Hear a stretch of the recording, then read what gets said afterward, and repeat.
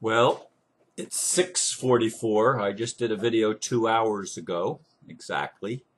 And I announced in that one that I would be probably doing another one before the night was out. I've never done this before, although I did do two videos in the same day a couple days ago when I did my video and then I did the interview or the conversation with Dave later on in the same evening. But this will be the first time I've actually done two where I'm the one that's doing the talking. But this subject for today's video, which will actually be Thursday's video, the 9th of January, because the 8th of January will be for a conversation with Peter Van Run, as I said in my video that I did 2 hours ago. This is the topic of twin flames, and I've titled it, "My Twin Flame Experience is Very Challenging." Here's the blurb. Let's get it straight right off the bat. If I've ever met my twin flame in any manner, I am totally unaware of it. Oh yes, I have projected the concept on a few people where I felt attraction. However, not one of them ever felt the same way, even though I tried hard to read little signs to the contrary in an attempt to convince myself that fantasy could become real. As you might imagine, putting my face on the internet every day and talking from my heart has stirred quite a few people to believe I might be his or her twin flame. Oh yes, again, men and women. I've received snail mail letters, little gifts, emails, and even love songs and beautiful pictures of lovers. Some are subtle, and others have come right out and stated plainly that I am their twin flame. I have never met a single one of these in the flesh, and have never felt the level of emotion for any of them that they claim to have for me. This leaves me a bit jaded and guarded, especially after my experience this past spring. If I actually have a twin flame, which is a nice romantic hope, I will have to meet her, not him, face to face and spend actual time together before I will even consider the possibility that we might be twin flames. Recently, I received an email from one of my longtime Facebook friends who lives in Europe, stating that I am her twin flame and that she cannot fulfill her mission until we get together. And doesn't even want to live if we can't get together. Needless to say, this felt very troubling. She was convinced that I had the same feelings for her that she has for me. She doesn't even speak my language, or at least it's not her first language, and she doesn't speak English well. I think I did have a conversation with her at one time. Anyway, I contacted another one of my friends and said, what should I do? I mean, I'm in this situation, what should I do? And I'm going to read at least part of the response I got back from that friend. Okay, here is what I would do if I were you. I would do a video on the topic of people falling in love with you. I would explain that because you have love for the whole of humanity, and because you are so forthcoming with all your personal details, thoughts, emotions, and desires, you tend to draw people's hearts to you, both men and women. You should tell everyone through your video how you enjoy the personal connections that you get from the public through emails, but you only have limited friendship to offer people. You can tell them that the connections that people feel with you, such as ideas of heart connections, twin flames, soulmates, destined relationships, previous life family, long-lost friends from another planet, whatever name people want to label the feeling with is in actuality all of our human desires to have and be loved in a unique, special, and beautiful way that you tend to draw this out of people based on your own desire to have the very same thing. You could be direct and tell everyone the truth of the matter here, all in one shebang. That is my best advice, Ron.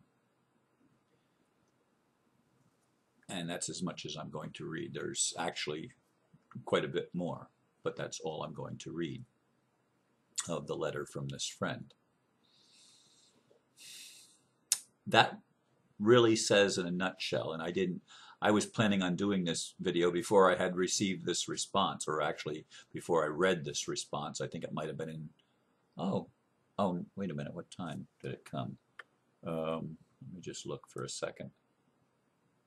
Oh, it came at 3:33 this afternoon, so it was actually before I did my other video, but I didn't read it till after that. In any case, the nail was hit right on the head when it was indicated that all of us have this feeling for this deeper connection, this connection that sweeps us off our feet and carries us into another realm, a realm of intimacy and loving and of ecstasy and of transparency and vulnerability and all of the things that make us come alive, that turn back the clock of aging, that cause the fountain of youth to spring from within our very heart and being. We all have that longing. Yes, we do. I do. And so many times we create fantasies of she's got to be the one, he's got to be the one. We're attracted to them. It feels so strong. The emotion is so real. We feel like we've known them forever. I've met men and women, that on first meeting, I felt like I knew them from forever. And I've had other people that I've had connections with when I've looked into their eyes, and I just know we've been together many lifetimes. They're not always romantic feelings. Sometimes they are. Sometimes I've had romantic feelings that were unexplainable. As if you remember back last spring with the lady that I met from New York City that came down to Florida to do the workshop, Norma Sunshine. Her video was up there in April or May last year. I think it was April, the end of April. Her video is up there. You can hear what her experience was, and you can go back and hear what mine was in that same period of time. Powerful. There was somebody that I actually met, but she's 23, I was 66 when we met face to face. There was no way I was going to explore a romantic relationship with someone that's younger than my children.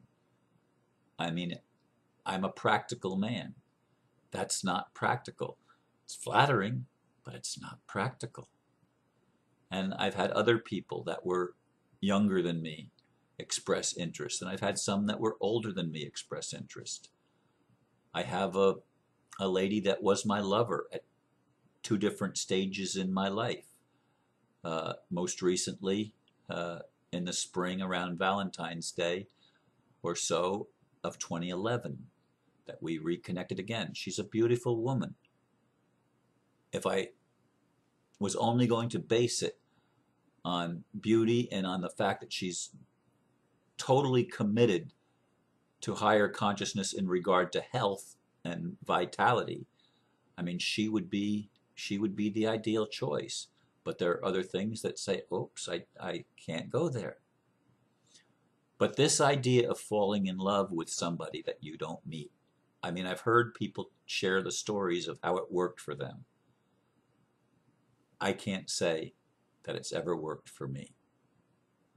And I've had opportunities to explore Most of the time when someone at a distance expresses interest, I just immediately push them away. I mean, occasionally I've been flattered and explored a little bit, but that's not my normal tendency. It's not the normal way that I would handle it. Normally, oh, they live all the way across country, or they live on another continent, and I don't have any desire to explore. Now, the exception would be if it's somebody that I look at their picture and they are especially appealing to me. Physical attraction, okay? Physical attraction. That's the time that I would explore. If there's no physical attraction based on the image that I get of them, I don't even explore it. I don't even explore it. That's the truth.